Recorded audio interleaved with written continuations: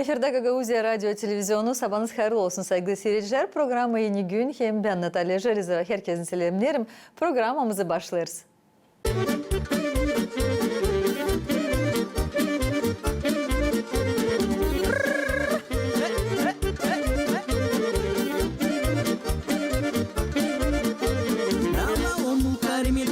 Treaba n-am, dar calem fac, iar la cel ce mi-e urit treaba am, dar nu mai duc.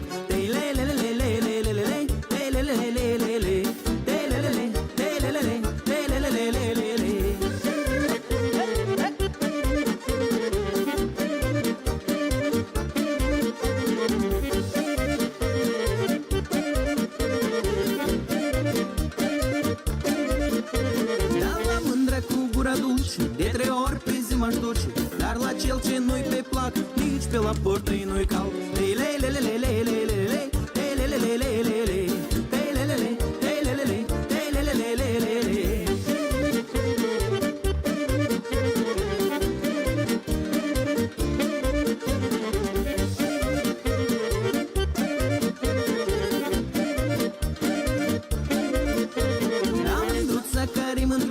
Iese la porte desculță, dar aceea blestemată nu iese nici încălțată.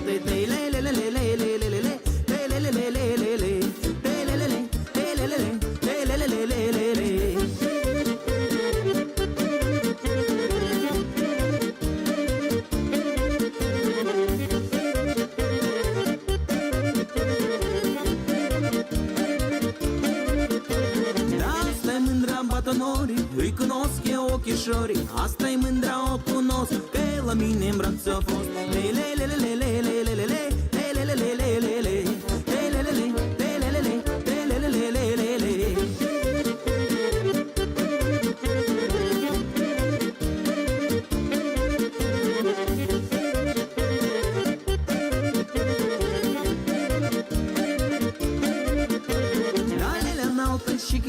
Și din râpă-i prevălită, se me bate Dumnezeu dacă am prevălit-o eu.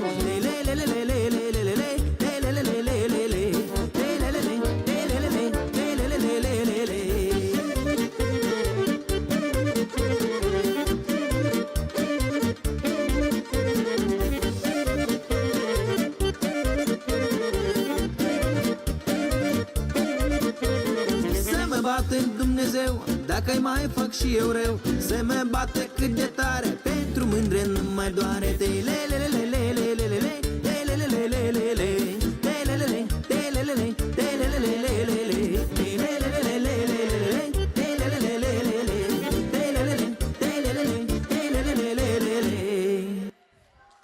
Sabahınız hayırlı olsun sevgili seyirciler. Diğerler talantlı insan, talantlı her bir çalışmada ne de yapmasın. Bizim misafirimiz bu insanlardan. Müzikacı, türkücü, kültür sanatçısı, Uşakbaşçı'nın terbiye edicisi, hesaplı bir oğlan hem sevgili baba Nikolay Guna stüdyomuzda. Sabah hayırlı olsun Nikolay. Sabah hayır olsun. Hoş geldin GRT kanalına, nasılsın? Sağ olun, sen teklif ettiniz. Çok iyi. Bu sabah uyandım pek iyi bir keyifte çünkü bilardım geleceğim size. Hani konuşacağız biraz benim işim için. Onuştan da keyfim çok iyi. Çok sevindik. Sevgili seyirciler, Nikolay Avdarma köyünde doğdu. Ana yerinde çalışır Uşakbaşçı'sında. Gençleri, uşakları kültür evinde türkü çalma, terbiye eder, üredir. Kendisi de güzel türküleri çalır Gagauz hem Moldovan dilinde. Çoğu Gagauzya yurtlarında payalır. Kendi kolektivinden Prime Band. Öyle mi? Katılır türlü yarışmalara. Onların birisi yılın terbiye edicisi. Anlattım senin için Nikolay. Şimdi daha genişten tanışacağız seninle. İsterdim sorayım bu soru şu. Terbiye edici olma. Bu çok önemli. Açan genç olanlar ayırırlar bu zanatı. Çünkü terbiye edici öyle sıcak canlı bir insan. Dayanıklı, öyle geniş canlı. Sen acaba nasıl seçtin bu zanatı? Bu zanat çekilir bana benim anamdan. Zira benim anam illeri işledi Uşakbaşçı'sında terbiye edici. Sonra o bıraktı bu zanatı, geçti okulda çalışma. Ama hep ben açım bitirdim bizim Komrat Devlet Üniversitesi'nde müzikada. Mam bana verdi bir idea. Neçe diğer sen uşak başlasına müzika önce demem öğretmen uşaklar müzikaya. Ben de düşündüm. Dedim hep ka vanca dinleme kendi her bir taraftan bilem. Hani insan dil bir zanatlan bir zanatta çalışsın ama her bir işten lazım biraz denesin kendisini bir yaşamakta.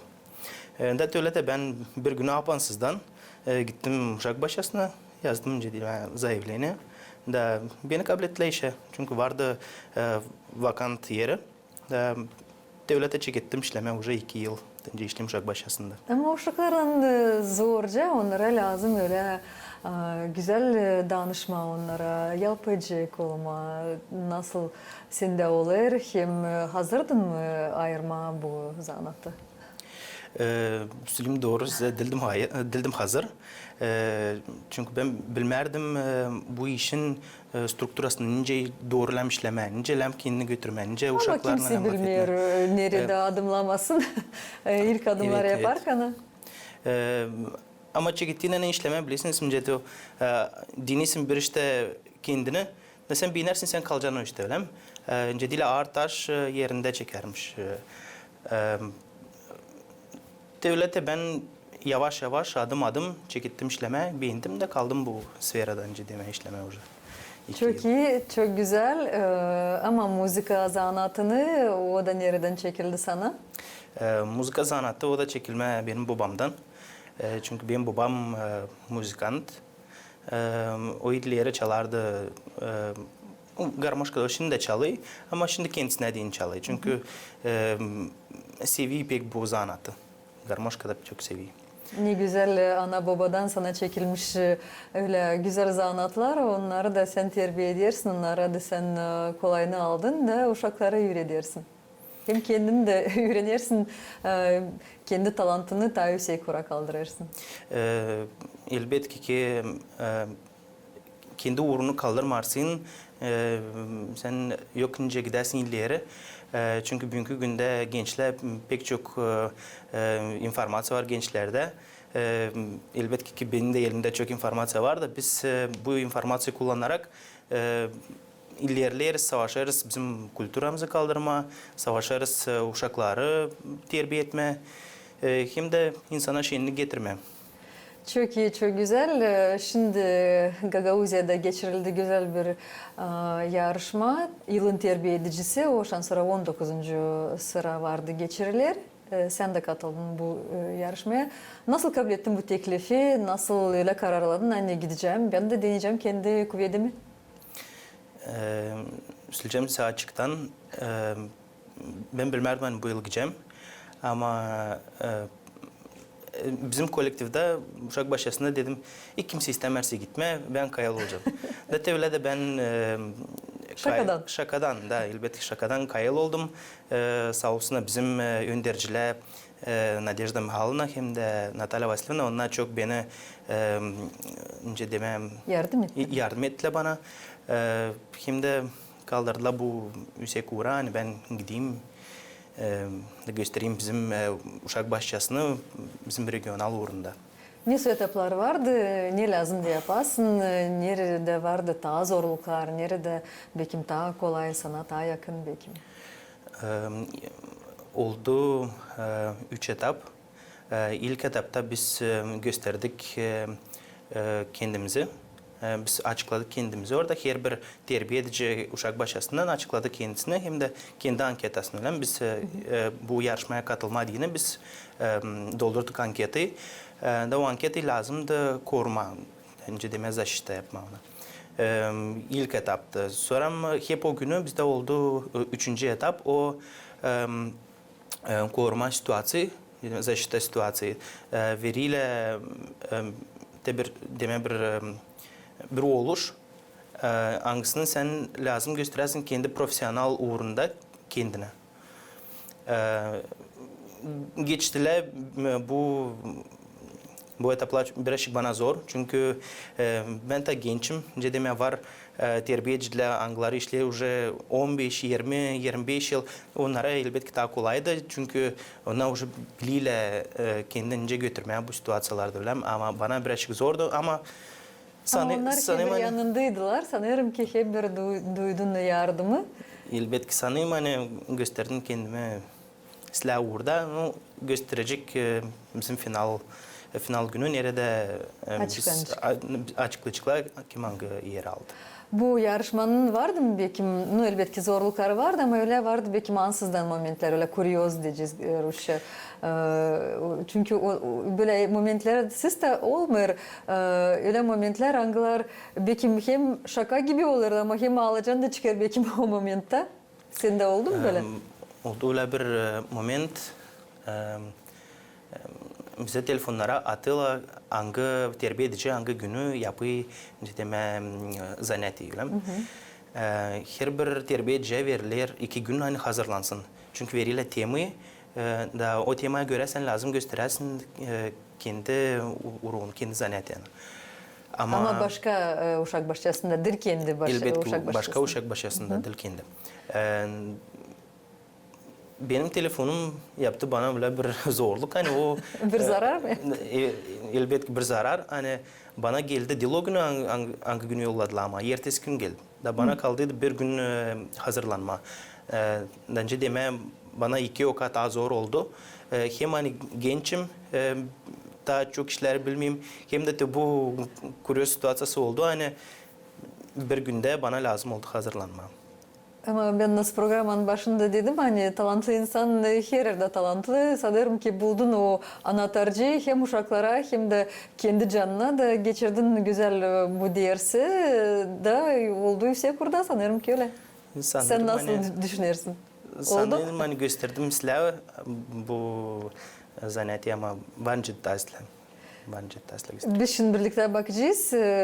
Var bizim videolarımız. Nasıl geçti bu dersler? Nasıl sen katıldın yarışmaya? Sonra stüdyamıza döneceğiz. Konuşmamızı ilerleteceğiz. Hadi bakalım. Здравствуйте. Здравствуйте. Меня зовут Николай Иванович. Сегодня мы с вами проведем музыкальное занятие. Давайте поздороваемся с вами музыкально. Я пою «Здравствуйте, ребята», а вы мне в ответ поете «Здравствуйте». И потом познакомимся с нашими гостями. У нас сегодня гости тоже есть.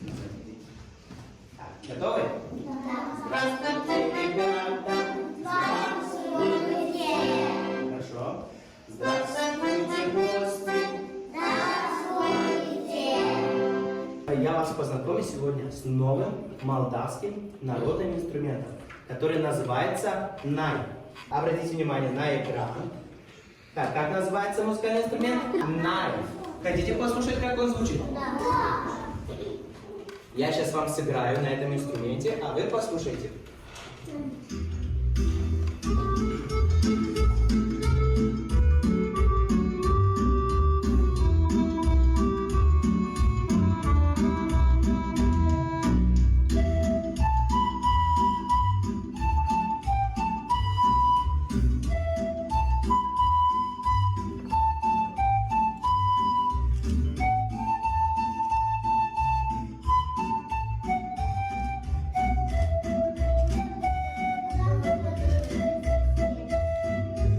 Мы передаем снежинку из рук в руки по кругу, да?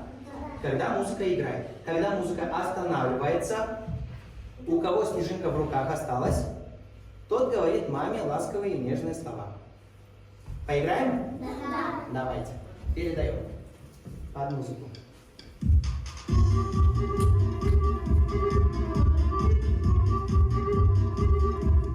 Стоп, Ваня. Давай, говори маме ласковые и нежные слова. Какие ты знаешь? Какая у тебя мама? Хорошая. Хорошая. Еще? Добрая. Добрая. Любит меня. Любит тебя. Красивая, да?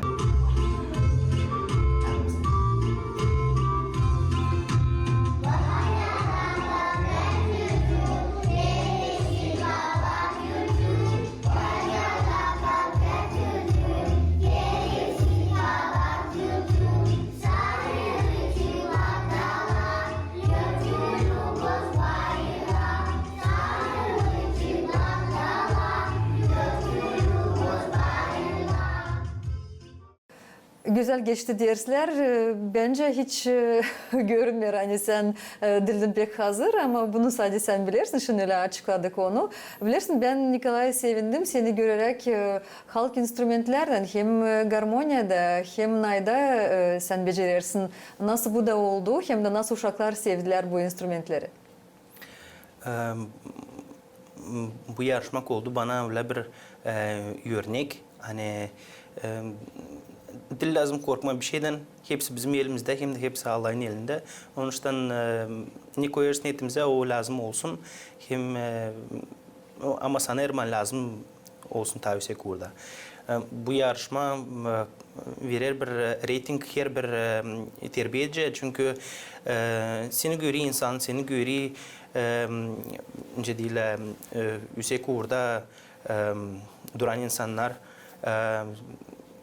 bu kaldırır her bir terbiyecinin ratingini bu konkursu hangi demem.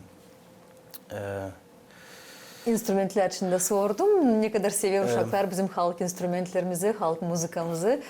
Sen de güzel gösterdin kendi talantını onlara. Bize de. Elbette instrumentte de çaldım bu yarışmada. Ben istedim uşaklara gösterme. Hani çok güzel müzikamız var, hem de çok güzel instrumentlarımız var. Hem de istedim gösterme. Hani çalarak uşaklara daha interes bu zanat. Ben sanırım ki tezle biz şanslara göreceğiz, anlayacağız çıkışları, yarışmanın çıkışmalarını. Da göreceğiz nasıl oldu, nasıl geçti ama da nasıl da geçmesin, nasıl da olmasın, nasıl da sen söyledin. Hani bu tabi bir örnek herkesine bu öyle verir stimul hepsi üreticilere, hepsi terbiye edicilere ilerletme kendi talantını, kendi beceremeklerini daha da yükseltme. İsterim Braşik Anadası'nın kendi kolektivin için nerede çalışırsın, uşaklar için nasıl dersler geçirilir? Buyur. Bizim uşak başlasında pek çok dersler geçilir. Pek çok biz katılırız tradisiya uğrunda yarışmalara, adetleri kullanırız, savaşırız uşaklara gösterme nasıl bizim de dedelerimiz yapardı. Onlara da verme, hani onlar ilerletsinler bu tradisiyaları, bizim kültürü. Savaşar uşaklarla gezme, kola da hıy adetlerini yapma. Ürederim onları bizim nasyonal oyunlarına, türküleri ürederim. Sanırım hani öteye doğru bu uşakların da içinde çıkacak bir artist, bir muzikant mı, bir aktör mü, kültüra uğrunda bir büyük insan olacak sanırım. Biz de için birlikte bakalım nasıl terbiye ederler Avdarmaköy'ün uşak bahçesinde uşakları, nasıl gençler gösterirler kendi bilgilerini hem de sevdirirler halk yurtlarımızı. Bakalım.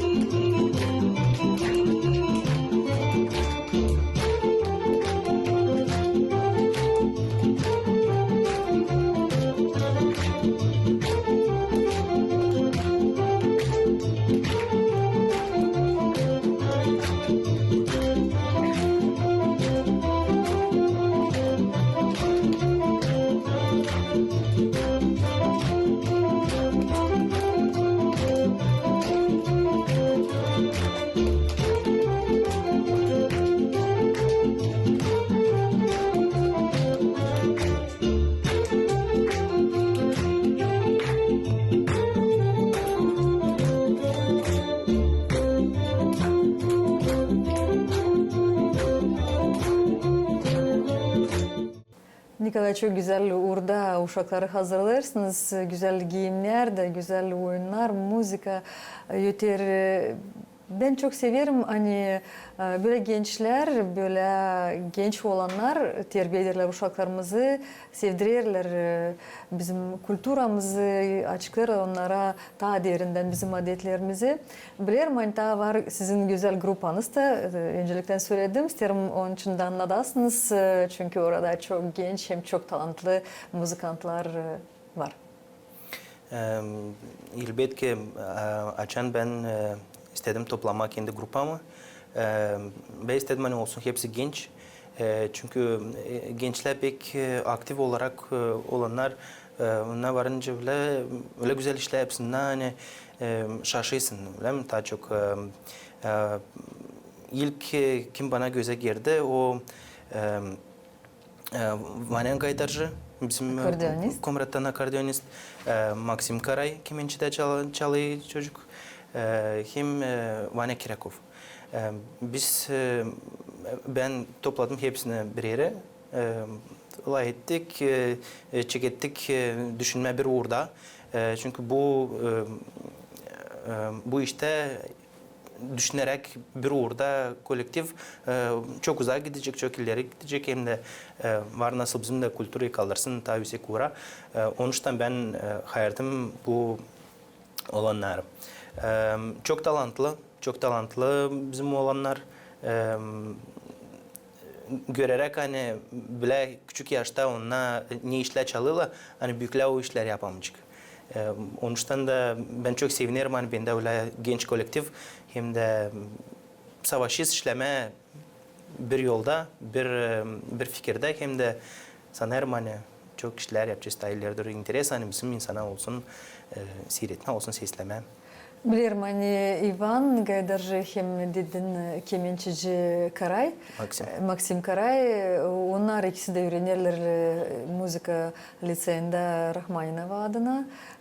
Bu şans sonra çok bir belli eder. Hani gerçekten talantlı uşaklar, talantlı gençler.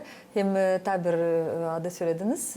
O da saksafonda Kirakov. O da hep burada Gagauzya'dan. Elbette ki Komrat'tan. Güzel, repertuarı da birlikte tertiplersiniz, toplarsınız. Repertuarınızda daha çok halk oyunları, halk havaları öyle mi? Bizde incedime her bir janradan bizde var türküler. Var Gagavuz halk oyunları da türküleri, Moldovan halk türküleri oyunları, Rus dilinde çalarız. Hem savaşarız inostran dilinde de hep çalma ama lazım tacik işleme bu burada. Ama sanırım en önemli o bizim halk oyunları, halk türküleri. Hangisini biz lazım kaldıralım yüksek uğra hem de unutmalım çünkü bizim Gagavuz dilimiz unutulur ama sanırım hani türkü uğrunda, müzika uğrunda biz onu kaybetmeriz ama biz onu tabii ki kaldırırız yüksek uğra. Hem de tabi bilirim hani kültür evinde terbiye edersin uşakları, gençleri, onları da öğretirsin çalma türküleri. Nasıl bu derslerde geçirilir? Elbette ki ben yaparım 3 sıra haftada uşaklarla müzika zanatını. Bizim kültür evinde de hep işlerim 2 yıl. Sanırım hani uşaklar lazım müzikle zanatlansınlar çünkü müzika onları değiştirir fikirlerini, onlar tarzla düşünürler, onlar tarzla Taysla dünyayı görürler, ta güzel renklerde. Elbette ki tarzla dünyayı görürler. Hem de hani uşaklar zanatlanıcıklar yelense kötü işler, onlar zanatlanırlar müzikle. Ben sanırım hani bu hem bir büyük önemli iş. Öyle güzel anlatırsın müzik için, öyle güzel anlatırsın kendi zanatları için. Sana denip müzika ne yaşamanda? Bana değil müzika. Müzika bana değil o bir yaşamak, bir ayrı yaşamak. Nerede ben var nasıl göstereyim kendi talantımı, kendi duygularımı ben var nasıl göstereyim. Var nasıl bir şey yeni düşüneyim. Açın biz toplanırız çocuklarla düşünürüz nasıl yapma, nasıl programı ilerletme. olay çok ideyalar, olay çok fikirler, anglarını biz savaşırız. İlerleme, savaşırız, katma bizim işimize, hani bizim işimiz olsun daha önemli, daha yüksek kurda. Hem de müzika o öyle bir zanaat hangisine sen zoruna öğrenemeyeceksin. O lazım verili olsun Allah'tan, o lazım verili olsun yukarıdan. Hani sen bu işle bir yanasın. Hani o senin olsun en önemli bu yaşamakta. Öyle olsun Nikolay. Programda söyledin hani seni her zaman tutturdu, yardımcı oldu sana. Senin ailen, senin yakın insanların, anan, baban, yeşin. Ne adayacağın acaba kendi ailene? Kendi aileme adayacağım sağlık. Çünkü olsun hepsi sağlıklı.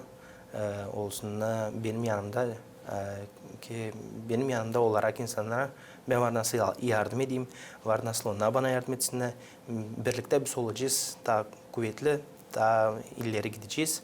Hem de olacağız daha sanırım hani kısmetli. Çünkü açan senin yanında anan, baban, yeşin, uşağın, o insan daha kısmetli. Ben de sana hem senin ailene dilerim ailende her zaman tatlı laf olsun, rahatlık, sevgi yaşasın. Ne de olmasa hep olasınız birlikte, dayasınız birbirlerinizi, tutturasınız. Kendi iş uğrunda da uşak başçasında öyle kısmetli uşakların sesi yötsün, seni her zaman öyle güzel karşılasınlar. Nasıl da sen onları uzun ömür sana hem de hepsi ne adımlar da yaparsın, onlara aslıya çıksınlar hem de başarılı olsunlar. Çok sağ olun. Sağ olun Nikolay. Stüdyomuza saygılı seyirciler. Bugün geldi Nikolay Gunav, Darma Köyü'nün terbiye edicisi. Sağ olun.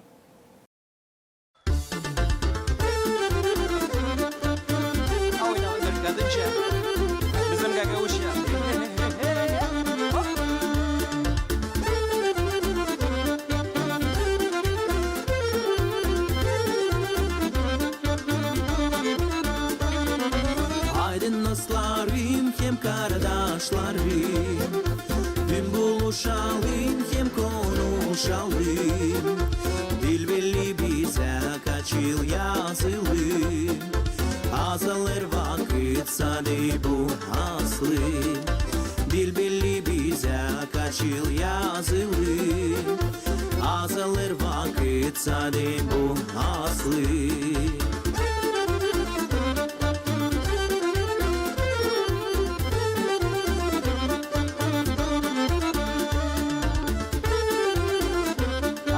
Şenlikte olalım.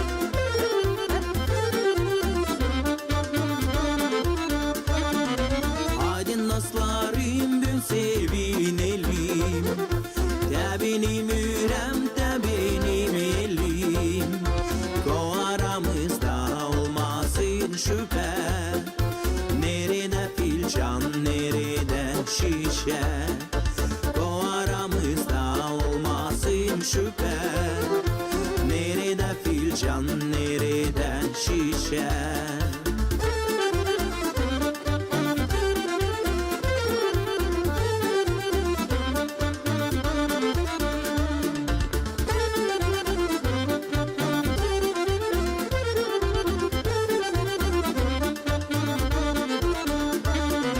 Biz bu dünyada kalmadık haylak, ama gençlere var bir alaşmak. Niçin yaşamak bu kadar kısa? Da bir kere genç olalım olsa. Niçin yaşamak bu kadar kısa? Da bir kere genç olalım olsa.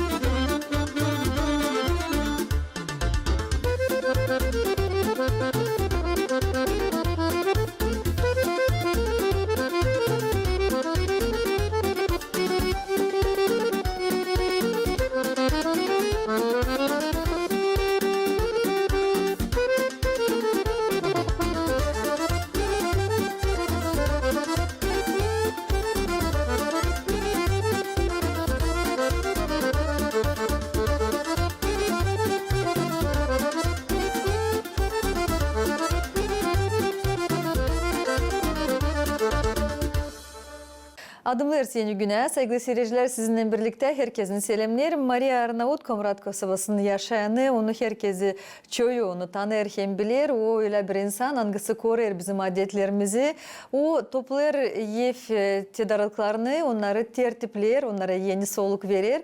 Hem de güzel bir iş yapır. Hani bu evvelki işlerle o tanıştırır evlat boylarımızı. Böyle raz geldi hani no yaptık yeni ev fideciyiz naşsı no sıvıtma ben kıyamardım eski işler sıvıtma zire biz onlarla yaşadık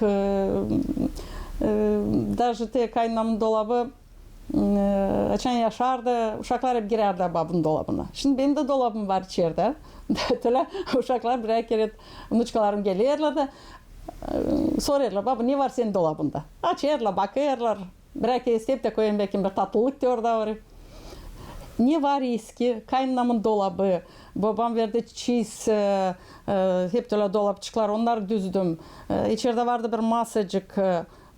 Onda gene praktika yaptım. Sonra vardı kaynanamda kaldı bir dikme maşına.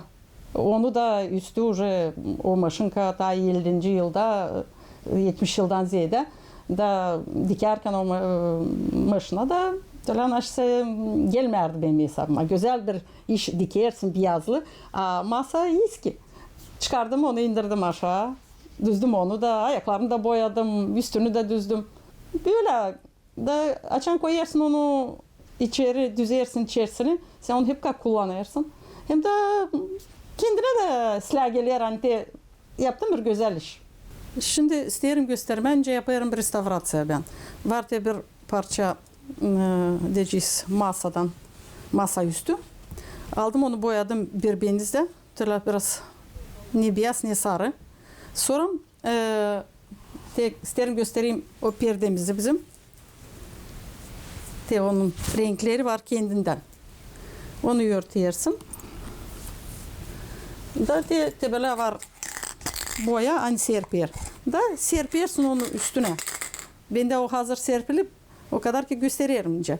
Da on doğrultuyla nesile platını da serptiğine savaşırsın bir türlü bastırma onun boyası gitsin. Hani olsun rengi bir türlü. Sonra aldığıyla onun o perdeyi olur da böyle renk. Onu hani açan serpersin olur incecik bir boyası hani silinmesin. Hep bu işler oluyor hani kullanma onları diye. Dayaksın silmeye var öyle spesialny lak hani o kokmuyor pek da suyla yapılı. Da alırız da üstüne onun laklayırız onu balıkla sıradan. Da o kuruduyla o bir tane onu bırakır silinsin boyası. Bize var laklar hani pek çirkin kokuyorlar. Onlar ben dayanamıyorum onun kokularına da. Buldum hani var lak hani kokmuyor. Da gece suyla suyla onun işte yapılı o lak. Evet öyle koyduğuyla ona lak. O pek tez kuruyor güneşe karşı. Varınca diyeceğiz bir saatden 3 kere onu laklama. Ta kalın lakı olur. Hem de ta çok tutuyor. O kuruduğuna varınca İslam'a onu silmeye varınca da ne boyası silinir ne lakı onun öyle var insan bize adam düşünmüş bu işleri. Nice yapma öyle hani silinmesin boyası. Bu lak hani biz koyduk onun üstüne korder onun benzini de rengini de çiçeğini de yakışır silmeye de kirlendiğine diyeceğiz korkusuz kullanma onu. Lazım oldu bana sergiye bir sandık. Da bir silah dostum verdi kendi babasının sandığını. O sandık lam olsun 100 yıllık şimdi. Da gene öyle onun 100 yıllık işin hem de o zaman yoktu öyle boyalar, yoktu öyle laklar. İnsan nice vardı kolayına öyle yapardı. Benim düşüncem ben onu nice düzeyim benzeri sergiye çıkarma, ondan güzel olsun. Da düzdüm o sandığı. Gene de bu perdelerden attım bir de parça perde ona. Üstüne de o durunca sansın bir yörülü iş atılı üstünde. Güzel. Ben beğenirim kendi işlerimi. Hem de bu eski işler. Onlar lazım savaşma yaşatma da gösterme uşaklara. Hem de ben vardır dersi yolca da açan görersin bir eski ev, eski ben hep bir bana gelir hani bir ihtiyar adam kimseye dil lazım. Şöyle bir asosiasyon olur bende hani varınca düzme makar biraz da ta yaşasın nice insan, nice evler, nice dolaplar, bizim adetler hepsi.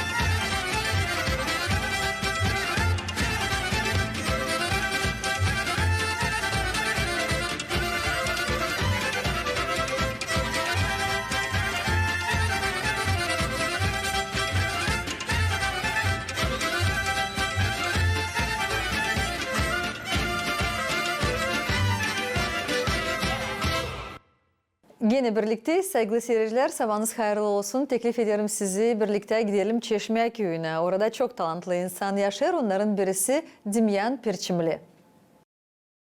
Ki tanışma tadirinden bu meraklı adamla bizim çekim grupamız yetişti Gagauzian Yulin tarafına, Çeşme köyüne. Bu yerde muzikacı Dimyan Nikolaevich Pirçimli doğdu, öğrendi, ailesini kurdu da yaşar büyünde. Kimde sormasın kim bu kişi, hepsi yaşayanlar söyleyecek. Anılmış çalgıcı hem talantlı garmonist. Bağlantı muzikayla hem büyük sevgi türküye hem muzikaya onda peydalandı küçüklüğünden. Büyük yardım buna verdi maalesef. Küçüklük vakıdım benim geliyor ta 4-5 yaşından. O vakit babam onunla işlerle gece gündüz geç pek geliyordular işten. Biz maniyle, daha çok maniyle. Mani bizi bakıyordu. Mani türkücüydü, o çalıyordu, güzel türküler çalıyordu. Oturuyordu orada, neyse yüreğe bir şey çalıyor türkü. O zaman garmoşka pek Siriyen'de vardı kime asali aslında. Bende yoktu garmoşka. Ben alıyordum küçük skimneci.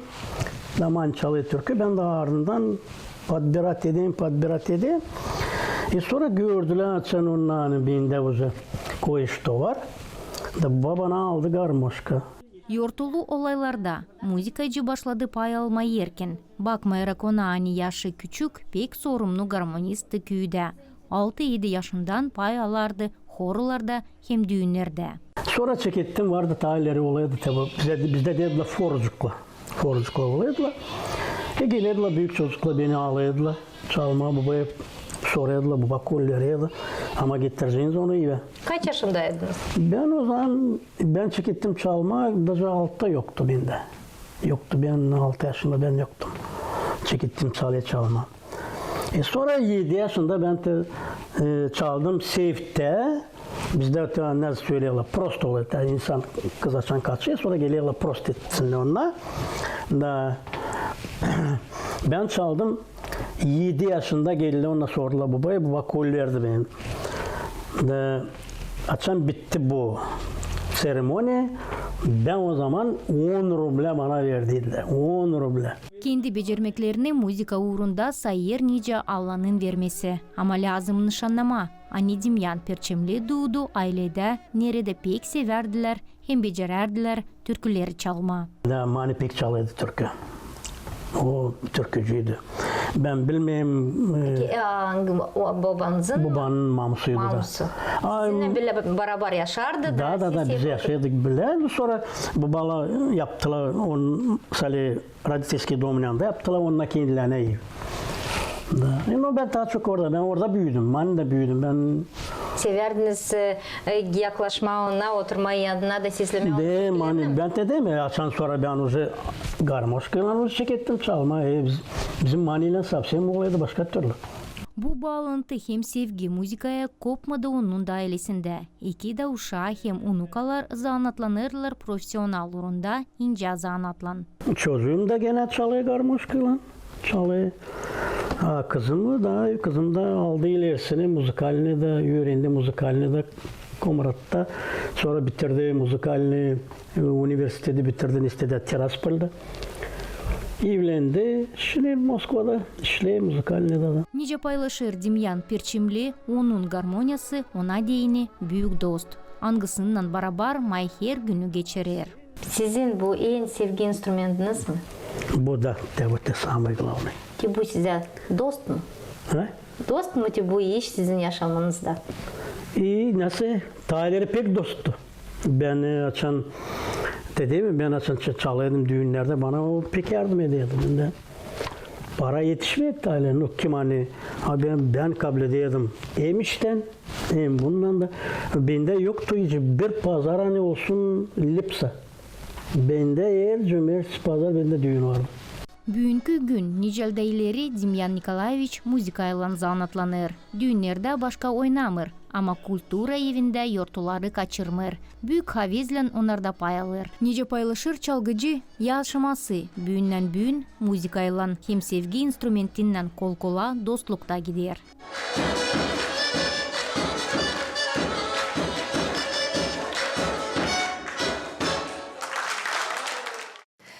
Saygılı seyirciler, büyük havezle teklif ederim bizim en küçük dostlarımızı birlikte bakalım çizgi film.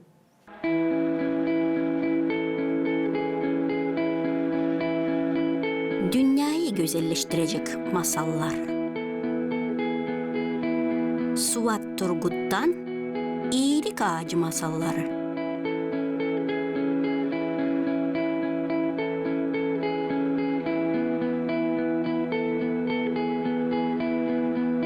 Doğruluk. Garga hem tilki. Güneş karanlığı bitirecek hem dünyayı aydınlatacak şafaklarını her zamankı gibi yaymaya başlamıştı. Günün ilk şafaklarıyla beraber uyanan sevimli bir garga güzel bir ağacın dalına konmuştu. Ağzında onun bir parça peynir vardı. Tamam sabah yemeğini yemeye niyetliydi. Bu vakit peynirin kokusunu nereden aldıysa bir tilki gargaya sessizce yaklaştı.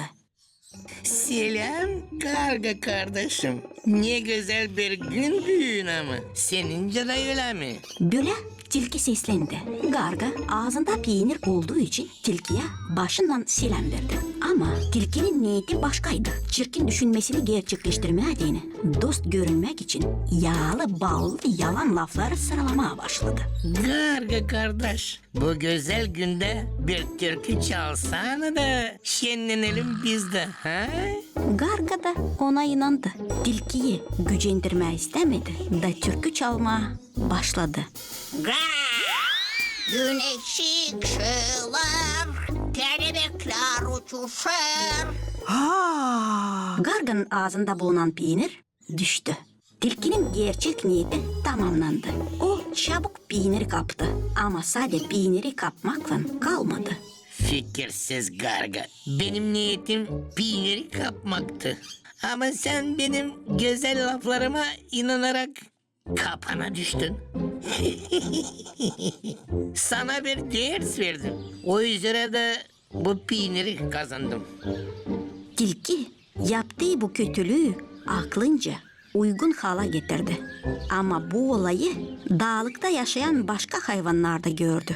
Hayvanlar Garga'nın düştüğü duruma kendi fikirlerini açıkladılar. Yalan söyleyen tilkiyi doğrultmak yerine onlar da Garga'yı kabahatli bularak dediler. Bak gördün mü? Yap iyilik da gör körlük. Cana yakın olarsın. Sonra kendin zavallı olursun. Yabanısa tilkinin kötü yaptığına yan oldu. Bu zamanda gemisini yüzdüren kapitan sayılır. Ayı Aşağı kalanın canı çıksın. Garga işitip dağda yaşayan hayvanların düşünmeklerini hepten kahıra düştü. Sıncapla sıçana dönüp dedi. İnanmamazlığı değil, yardımcı olmayı andırma. Savaşınız. Sade öyle doğruluk güzel çıkabilir. Kimse birine inanmazsa bu dağlıkta rahat yaşamak olur mu? Yabanı hem ayı, size de sözüm böyle olacak. Kuvvetlinin hem aldattanın yanını tutmayın. Bu takım iyiliği değil, fenalığı beslersin. Bir dağda iyilik değil de fenalık üste çıkarsa, o zaman karşınıza ta başka bir fenalık çıkar. O zaman o da size kötülük yapar. Garga bu takım onları azarladı. Garga Haliz'den kendi başına gelenin için değil de daha çok tilkinin yaptığına kahırlandı. Çünkü tilkinin yaptığına bakıp bu takım mana çıkaran hayvanlar dünyada zeydilenerse kim bilir dünya ne hala gelecek. Tilki şaşkın olanları seyrederdi. Ahmak diyerek Garga'nın aşağılayıcı lafları onu şaştırmıştı. Garga tilkiye dönüp dedi. Ey tilki, beni dikkatli sesle. Ben fikirsiz değilim. Ben sadece sana inandım. Seni küstürmeye istemedim. Sana inanıp peynirimi kaybettim. Ama sen beni aldatmakla yüzünü kaybettin. Peyniri kazandın. Sen yüzünü bulmaya çalışsan ıslah olur. Tilki Garga'nın lafına cevap veremeyecek kadar utandı. Garga ama şaşkınlık içinde bir laf daha söyledi. Öyle her lafa inanmamak lazım. Ama sen kendi yaptığına bak. Hepsi birinden şüphelenirse, birine inanmazsa o zaman dağlıkta rahatlık mı kalır? Hem de sen söyleydin hani karnın aç. Peynirimi öyle de seninle paylaşırdım. Garga'nın bu lafların üstüne tilkiyi daha sıkı utanmalık sardı. Utanmaktan başını yönüne sarkıttı. Ezildi, vuruldu, yanlışlığını anladı. Titreyerek sesle Garga'ya dedi. Sevgili Garga, sen doğruysun. Benim yaptığın yanlışı anladım. Pek utanıyorum. Yalvarırım. Affet beni. Tilki affedilmesini yalvardı. Garga tilkinin pişmanlığını kabul edip içten yalvardığını görünce onu prost etti. Çünkü herkesi yanılabilirdi. Önemli o, hani yanlışı kabul edip tekrarı yapılmasın. Tilki Garga'nın peynirini ona geri verdi.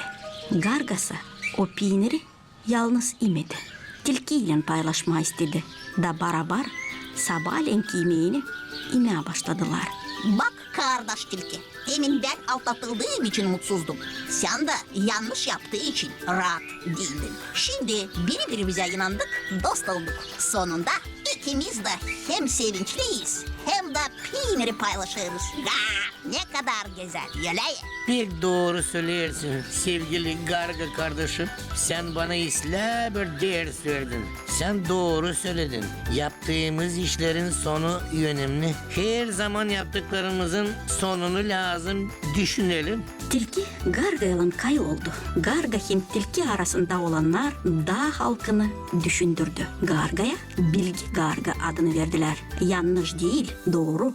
İnanmamak değil, inanmak manalarını yükseltmeye karar aldılar. Bilgi Garga hem tilki birbirine inanıp dost olunca dağda yalancı olan kimi hayvanları da doğru yola koymaya karar aldılar. Dağ halkına mutlu hem rahat yaşamanın gerçek yollarından birini doğruluk olduğunu anlattılar. Birkaç vakitten sonra dağlıkta yalancılık daha da azaldı. Birbirine inananlar zedelenince dostluklar da çok oldu. Dağda inan yerleşti. Burada yaşayan her bir canlı kendini rahatlıkta duyunca başka dağlıklarda yaşayanlar buraya doğruluk dağı adı verdiler.